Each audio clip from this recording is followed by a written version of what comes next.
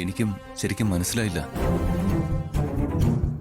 എന്തിനാ അമ്മയും അച്ഛനും ഇങ്ങനൊരു തീരുമാനം എടുത്തതെന്ന്. ഇതൊട്ടും ശരിയല്ല, ശരിയാവില്ല. സർ, നമ്മള് രണ്ടുപേരെയും അമ്മയും അച്ഛനും ഒരു അഭിപ്രായം പറയാൻ സമ്മതിച്ചില്ല. നമുക്ക് അച്ഛനോട് ഇത് ശരിയായ തീരുമാനം അല്ലെന്ന് പറയണം. ഇവിടുത്തെ മക്കൾക്കെല്ലാം തുല്യ അവകാശമാണ്.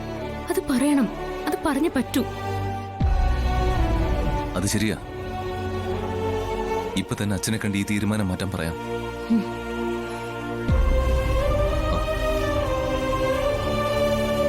അച്ഛാ, ഞങ്ങള് അച്ഛനോട് സംസാരിക്കാൻ വരായിരുന്നു. എന്തിനാണ്? ഞങ്ങളെടുത്ത തീരുമാനം തിരുത്തണമെന്ന് പറയാനാണ്. അതെ അച്ഛാ, അത് ശരിയാവില്ല. അങ്ങനെയൊന്നും പാടില്ല അച്ഛാ. അത് ഒരിക്കലും അംഗീകരിക്കാൻ പോലും പറ്റില്ല. ആർക്ക് അംഗീകരിക്കാൻ പറ്റില്ലെന്നാണ് ശ്യാമ പറയുന്നത്?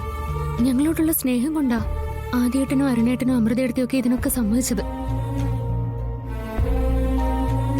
പക്ഷേ അതൊന്നും ശരിയല്ല അച്ഛാ.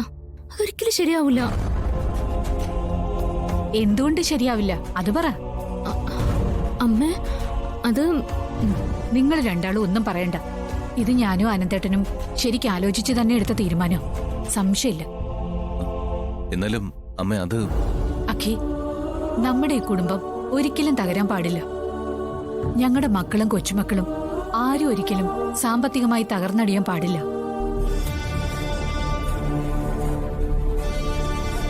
അതിന് പകുതി സ്വത്ത് നിങ്ങൾ രണ്ടാളുടെയും കയ്യിൽ സുരക്ഷിതമായി തന്നെ ഇരിക്കണം.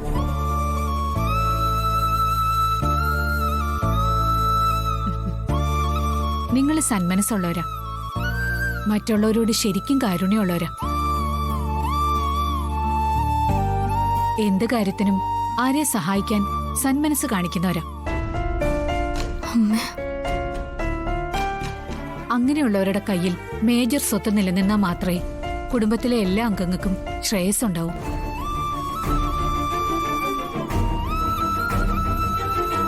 അത് ഞങ്ങൾക്ക് ഉറപ്പുണ്ട്. തുടർന്നും കുടുംബത്തിൽ ആർക്ക് കഷ്ടത വന്നാലും സഹായിക്കാൻ നിങ്ങളെ ഉണ്ടാവും. അത് ഞങ്ങൾക്ക് നന്നായിട്ട് അറിയാം. അച്ഛാ, ഈ സമ്പത്തൊന്നും തന്നില്ലെങ്കിലും ഇവിടെ എല്ലാവർക്കും ഞങ്ങളാൽ കഴിയുന്ന സഹായം എന്നും ഉണ്ടാവും. അത് മാത്രം പോരാ. ആ പകുതി സ്വത്ത് നിങ്ങളുടെ കയ്യിലാണ് ഉള്ളതെങ്കിൽ നിങ്ങൾ ശരിക്കും അധ്വാനിക്കും. അതിന്റെ 10 ഇരട്ടി സ്വത്തുക്കൾ നിങ്ങൾ സമ്പാദിക്കും. അത് ഞങ്ങൾക്ക് ഉറപ്പാ.